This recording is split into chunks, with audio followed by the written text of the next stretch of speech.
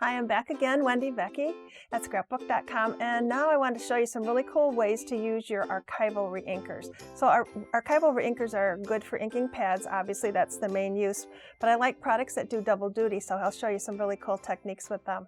The one thing I want to remind you about again is that you can't use any water with the archival reinkers because it's a permanent waterproof ink. So instead of water, we use rubbing alcohol, and this is the 91% rubbing alcohol. That's what I have in my mister here. So this technique is going to use the reinkers. I'll use some cornflower blue, and remember these are really, really concentrated.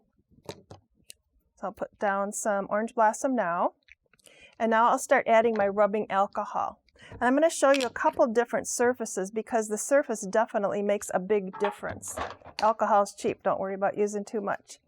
So I want to make sure that the reinker is mixed in with the rubbing alcohol. I don't want to get any, just a solid reinker into my papers because it just makes an ugly blob. So now I have my archival reinker mixed with rubbing alcohol, and this is my specialty stamping paper, and I'm just going to go ahead and pick up some of that color. A lot of times when you do this, your first dip, you think, ooh, this is pretty ugly here. Give it a chance. The magic really happens when you hit it with the heat tool. So the alcohol will burn off, and you end up with gorgeous, gorgeous patterns. And this, there's no skill involved at all. It's just the combination of the archival reinker and the rubbing alcohol. Gorgeous background every single time. And like I said now, I had all that fluid on there. It sat there for a while and nothing soaked through to the back. This is just where I dipped it into the fluid. So it makes a really pretty background. I'm going to let that sit here and then I'm going to show you something else. So if I take this same ink, I need to add a little bit more alcohol to it. This time I'm going to use my Ranger Perfect White cardstock panel.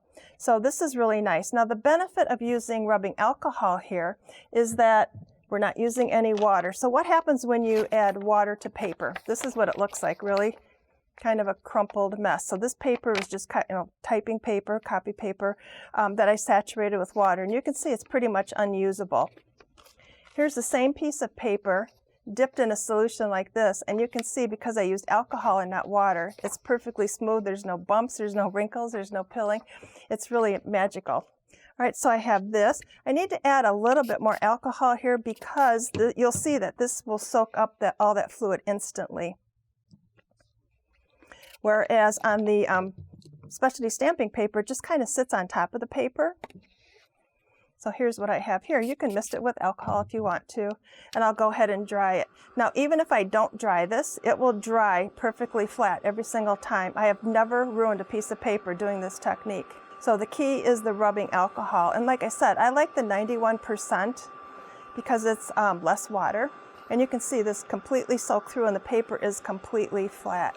So here's some other examples I'll show you quickly, and then I'll show you how to alter those. This is a really cool one, and what I did for this one is just kind of scooped it up, picked up the excess ink, and then let it run all over the page, and I thought that was really pretty cute. That's on specialty stamping paper. Okay, so here's the two backgrounds that we just made, and I want to show you how you can change these up and alter these. So I told you before that rubbing alcohol is what you use with the archival reinkers. So here's a background similar to the one we just did, but you can see the ghosting area on here. So here's how this works. Again, I have my Make Art Station because it's so cute and useful. And I'll take my stencil, put this on here, get my magnets on here so I know my stencil will stay in place.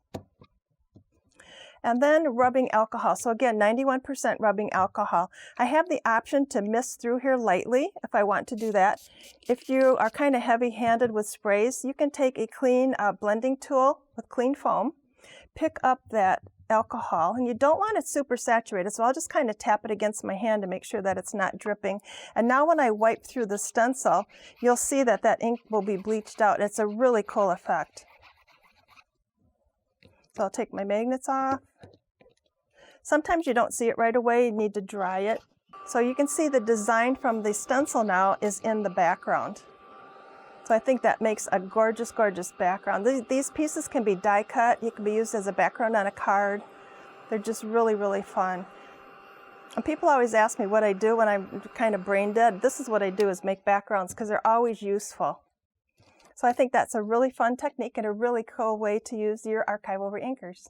Back again with another archival reinker technique. This is a fun one. You need some Q-tips. You'll need Archival Reinker, and depending on the background stamp you choose, that will help you decide the color. I'm going to show you this background stamp. This is called Vines and Berries.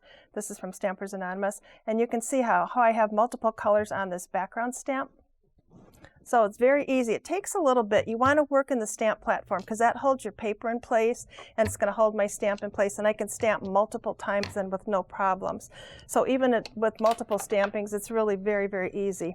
So I'll put some red geranium Archival Reinker on my craft sheet, and I'm going to pick that up with the Q-tip. And I'm going to use that as my paintbrush and just paint over the berries. So just kind of tap it on. Does not have to be perfect. So this is red geranium. Wherever I see a little berry, I'll just add the red geranium. And this is, again, the Archival Reinker. I have a few stamped there, or inked. I'll stamp those. It's probably off the paper. Some of them are. And right now you're thinking this looks like a crime scene. But trust me, this is one of those things that goes to the uglies before it gets cute. Okay, so I'll just continue to add my red geranium to the berries. And you can see it does not take a long time. And it's very easy then with the stamp platform. So I won't do the whole stamp because you get the idea. So now here's the next thing I need to do. I need to clean this off with a paper towel and get rid of that red geranium. I'll just kind of wipe it off. If I have any stubborn areas, I can just take a Q-tip and wipe that off, but I think that's going to be pretty good.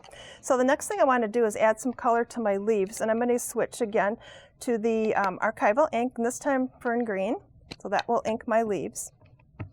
So I'll just go right over the whole stamp, right over the berries. So the next thing you need to do then, again, is use a Q-tip and remove that ink, the green ink, from the berries so that we don't have green berries. So I just kind of swipe it around here, take that ink off, not a big deal. If you don't get it perfect, it really doesn't matter in the end. Okay, so my berries now are cleaned from the green ink. And you can see my leaves are green. So again, my berries, I'm pretty happy with those. I need to add some more green to get those leaves filled in a little bit better. And again, I want to take my Q-tip and get that red geranium off of there. So you can see the stamp platform makes it really, really a super easy technique.